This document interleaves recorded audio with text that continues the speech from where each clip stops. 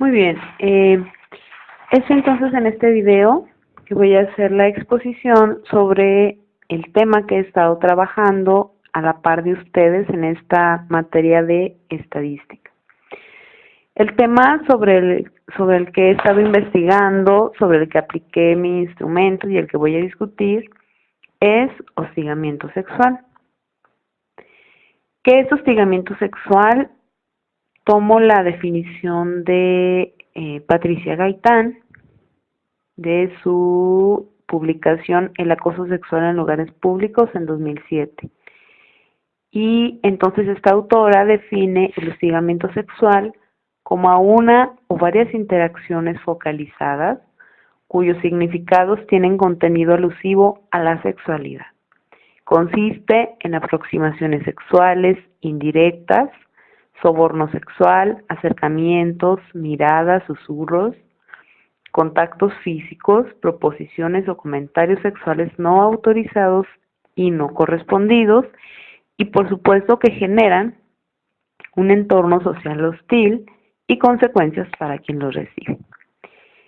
Entonces, la importancia de mi tema radica en que en que el hostigamiento sexual es una forma de violencia de género y específicamente de violencia sexual.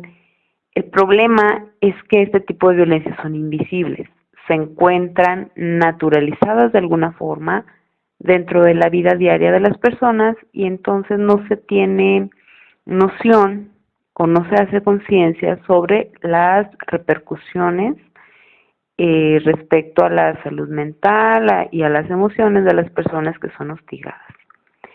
La metodología de mi estudio consistió en que realicé un estudio descriptivo, es decir, encaminado a tomar una fotografía, por así decirlo, de la situación del hostigamiento sexual en estudiantes, trabajadores administrativos y trabajadores académicos de la UJED. El objetivo de mi estudio fue conocer la percepción que tiene esta población respecto al hostigamiento sexual. Mi muestra fue integrada, o la propuesta fue que se integrara mediante 10 estudiantes, 10 trabajadores y 10 académicos, divididos en 5 hombres y 5 mujeres de cada uno de estos tipos, y el tipo de muestreo que utilicé fue un muestreo aleatorio. Quiere decir que los escogí al azar y estratificado, y los estratos corresponden al pertenecer al gremio o de estudiantes o de trabajadores o de administrativos o de trabajadores académicos. ¿Qué encontré? Bueno, voy a describir primero mis datos sociodemográficos. Aunque el planteamiento era aplicar a 30 personas, yo apliqué a 31, de los cuales 19 fueron mujeres, que corresponde al 59.4%, y 12 fueron varones, que corresponde al 37.5%.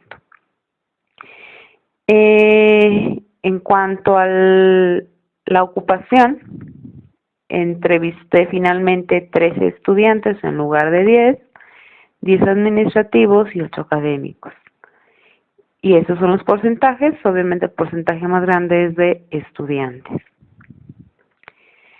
El lugar de residencia, es decir, donde viven las personas, donde radican las personas que entrevisté, bueno, tuve el 12.5%, fueron personas que vivían en colonia, 18.8% vivían en fraccionamientos públicos, 25% en fraccionamientos privados, 31.3% en zona rural y 9.4% en otro. Los resultados del cuestionario que apliqué fueron los siguientes. Analicé como el diseño de investigación iba encaminado a conocer la percepción del hostigamiento sexual en hombres y mujeres. Realicé un análisis de tablas cruzadas mediante la variable sexo y las otras variables, y estas son las gráficas que me arrojó. La primera se refiere al análisis por sexo de la conducta que asociaron hombres y mujeres con el término hostigamiento sexual. Aquí encontramos que existe una mayor proporción de mujeres que asocian el término hostigamiento sexual con un acto violento, al igual que con un estado de malestar, que en esta rúbrica los hombres no reportaron que les asociarlo con un estado de malestar. Hubo una proporción importante de mujeres que lo relacionaron con juego y de hombres también. Luego aquí, curiosamente, también hay una proporción importante de mujeres que lo relacionan con la adulación. Y aquí muy alto, bueno, no muy alto, sino una proporción importante de hombres que lo relacionan con una cuestión de amor. Entonces, una lectura rápida sería que las mujeres lo asocian más con cuestiones de malestar y de violencia, pero también de adulación, y los hombres con cuestiones de amor. Aquí no se especifica si es al ser acosados o al acosar. Respecto al ítem de quién hostiga más, de quién creen las personas que hostiga más, las mujeres comentaron que sienten o creen que los hombres hostigan más, y los hombres creen que las mujeres hostigan más.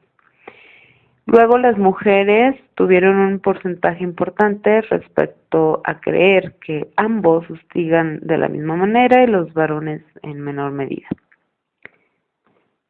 Y la siguiente pregunta, que consiste en saber si los han hostigado o no. Un porcentaje, o en una proporción aquí importante de mujeres sí ha sido hostigada, respecto a una proporción menor de varones, que está como más o menos son 4-12, y los que no, pues están parejos, más o menos en 6-6. Los lugares donde creen los hombres y mujeres universitarios que se hostiga más, las mujeres creen que se hostiga en el trabajo, bueno, más que los hombres en el trabajo, en la escuela, en la casa lo ponen igual. En la calle hay una proporción importante de mujeres que creen que ahí se lleva a cabo el hostigamiento sexual, igual en otro lugar. Y entonces voy a dar paso a la discusión. La discusión la voy a realizar respecto al artículo que consulté,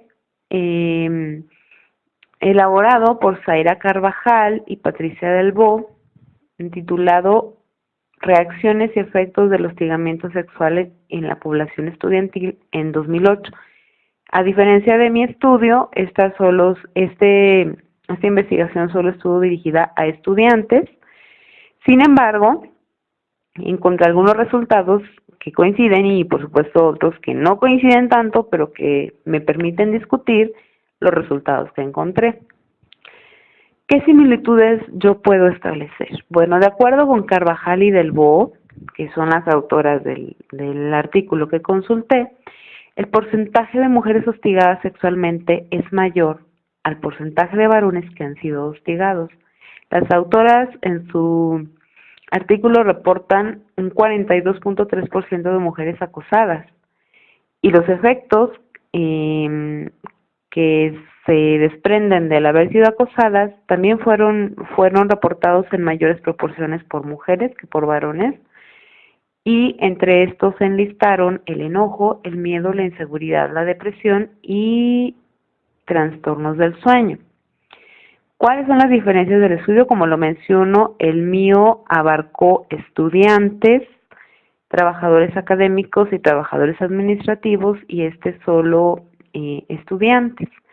Y también el planteamiento fue diferente. Mi estudio estuvo dirigido a buscar qué términos y qué conductas las personas asociaban con el concepto de hostigamiento sexual.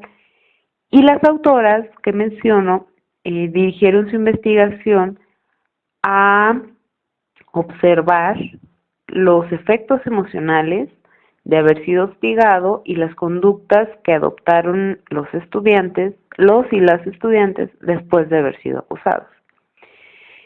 Sin embargo, aunque es una diferencia, sus resultados me permiten enlazarlos con mi estudio.